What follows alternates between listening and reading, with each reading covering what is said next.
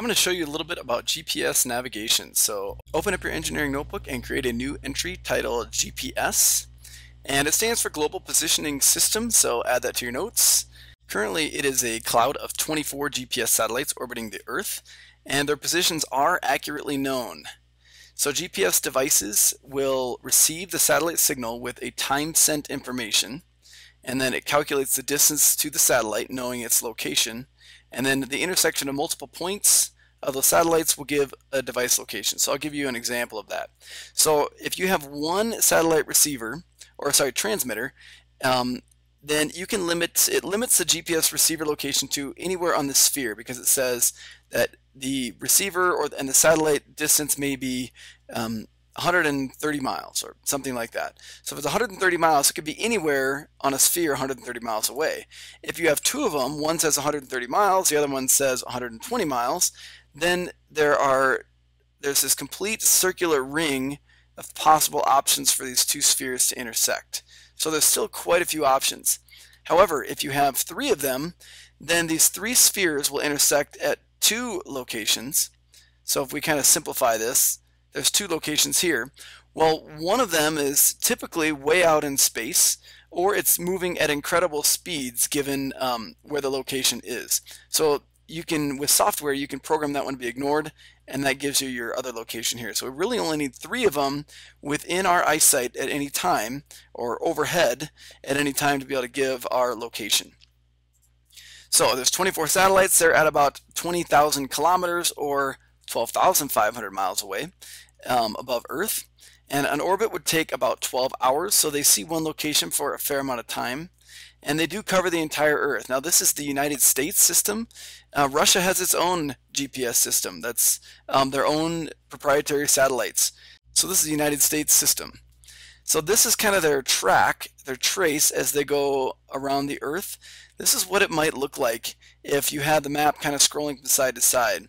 So this star right here, as it's orbiting around the Earth, and it's going maybe down towards the pole, but it doesn't go all the way around the Earth from north to south. So that's why you don't see any going up in these regions here. We are going to take a look at some of these and these orbital paths later on. You can see that there's one satellite that reaches up into Alaska and way down here to the South Pole. That does help for GPS navigation up there.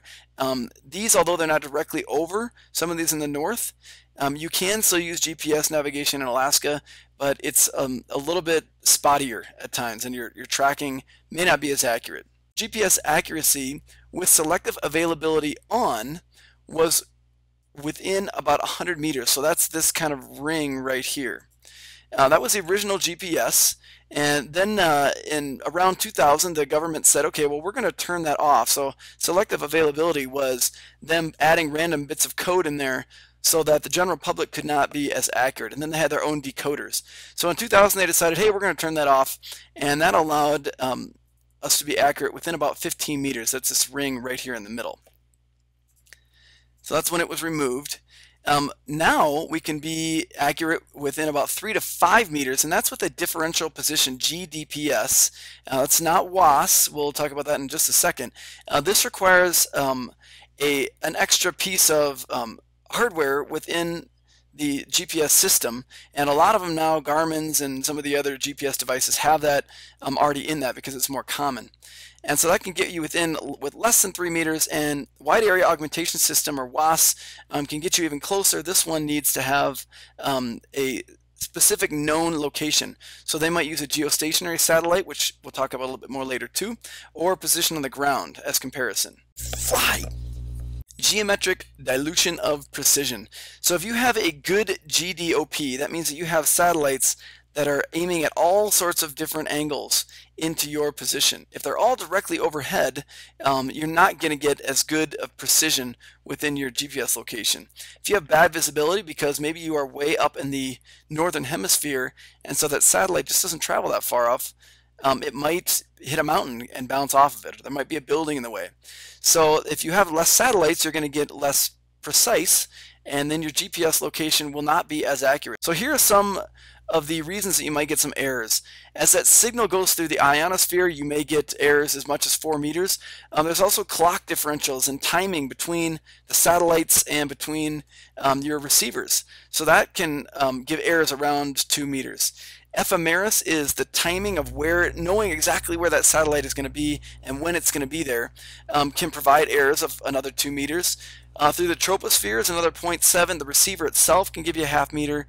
Multiple paths, as these different satellites are tracking, can add another meter. So you can get a total error of about 10 meters with all of these things. And that's using just traditional satellites.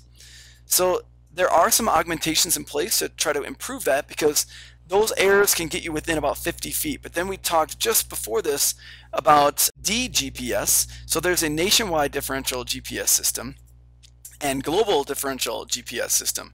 And these use some sort of a stationary object as well.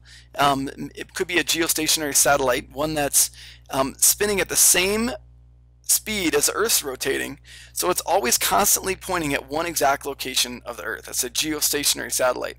So what it can do is it can check for errors. It's always pointing at the exact same location. So as these other satellites are tracking and constantly moving around the Earth, then they're comparing it with the one that's pointing at a specific location.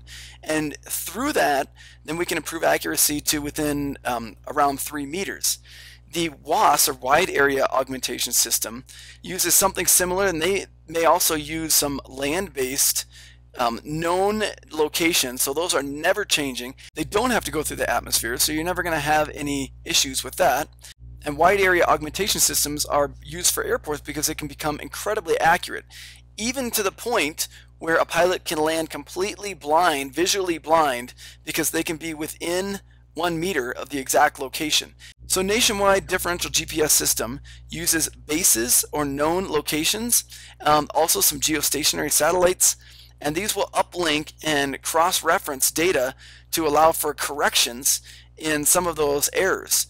And by correcting some of those errors, and you can remove some of those, that 4 meter error through the ionosphere, you may be able to be reduced down to 0 or close to 0 with a known base location, because ground positions don't have to go through the atmosphere.